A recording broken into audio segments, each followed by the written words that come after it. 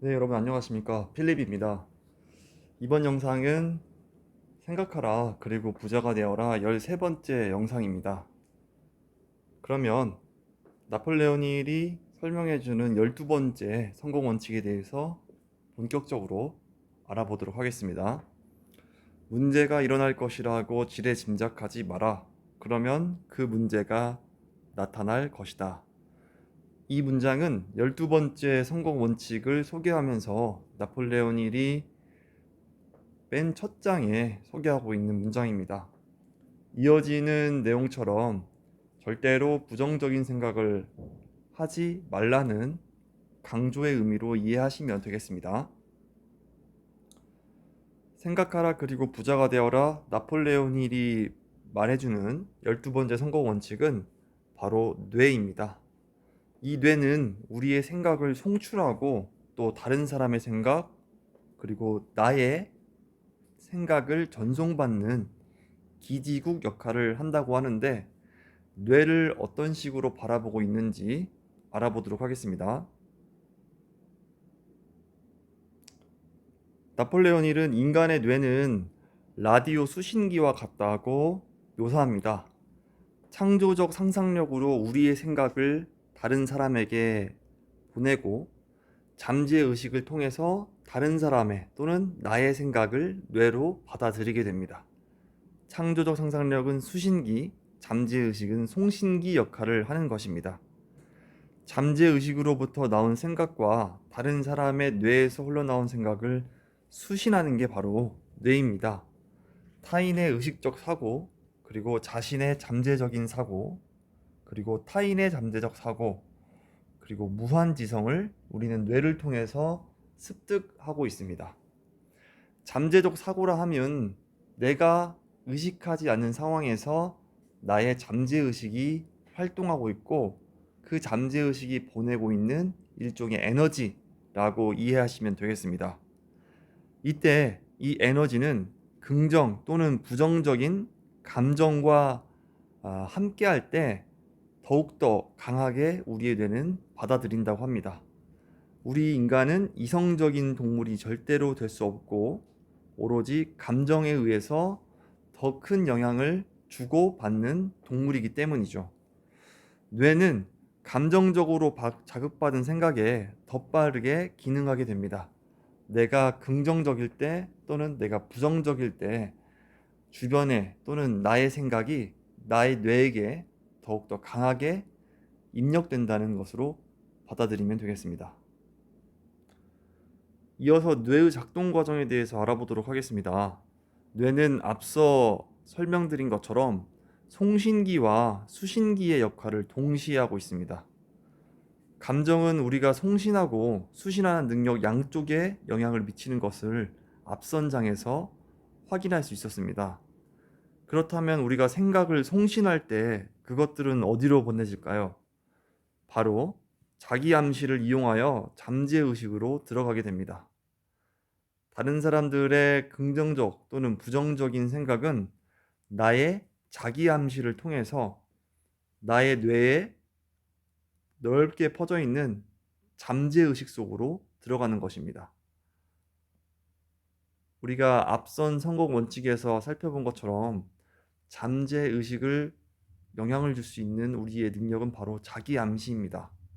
이 잠재의식은 하루 종일 잠잘 때나 또는 깨어 있을 때 우리 뇌 속에서 우리 신체 속에서 활동하고 있는데 이 잠재의식으로 다른 사람의 생각 또는 나의 생각이 우리가 의식적으로 사용하는 자기암시라는 창을 통해서 들어가는 것이죠. 그렇게 되면 잠재의식은 더욱더 활발하게 활동하게 되는 것입니다. 생각을 수신할 때 그렇다면 그것들은 어디에서 올까요? 잠재의식에서 발생해서 창조적인 상상력을 통해서 우리에게 들어옵니다. 앞서 생각을 송신할 때 잠재의식으로 생각이 들어간다고 했는데 반대로 생각을 수신할 때는 잠재의식에서 발생된 생각이 우리의 창조적인 상상력을 통해서 들어오는 것입니다. 다른 사람들은 발견할 수 없는 미세한 기회를 우리는 창조적인 상상력을 통해서 기회로 삼고 그것을 통해 우리는 강력한 열망을 재화로 바꿀 수 있음을 계속해서 이해하고 있습니다. 이처럼 창조적 상상력은 우리 생각에 그리고 우리의 뇌에 아주 강력하게 영향력을 발휘하고 있음을 확인할 수 있습니다. 다음으로 잠재의식에는 두 가지 측면이 있는데 우리가 알고 있는 것처럼 정보의 저장고 역할을 하고 우리의 의식과 무한지성을 연결하는 역할도 하고 있습니다. 이 잠재의식은 우리가 알고 있는 정보들을 통으로 묶어서 이 통으로 묶인 정보들을 가지고 우리가 기회를 포착하고 그것을 바로 무한지성과 연결시켜 열망을 재화로 바꾸도록 하는 것이죠. 우리는 살아가면서 가장 위대한 힘은 무형의 힘이라는 것을 확인할 수가 있습니다. 폭동이 일어났을 때 또는 대중들이 분노할 때 그들의 힘은 눈으로 보이진 않지만 길거리에서 그들이 외치는 목소리와 모여드는 사람들의 모습을 통해서 확인할 수 있는 것처럼 가장 위대한 힘은 보이지 않는 힘입니다. 형태가 없는 힘이죠. 물리적인 감각에만 우리는 의존해서는 안 됩니다. 지금의 시대에는 기술 발전으로 보이지 않는 것들에 대하여 공부할 수 있는 기회가 참 많이 있는 세상입니다. 그렇지만 많은 사람들은 무형의 힘을 진지하게 받아들이지 않고 있습니다. 오감으로 인지할 수 없기 때문이죠. 하지만 무형의 힘, 설명할 수 없는 힘을 업신여기는 것은 우리가 매일같이 보이지 않는 추상적인 힘의 지배를 받는다는 사실을 무시하는 일입니다.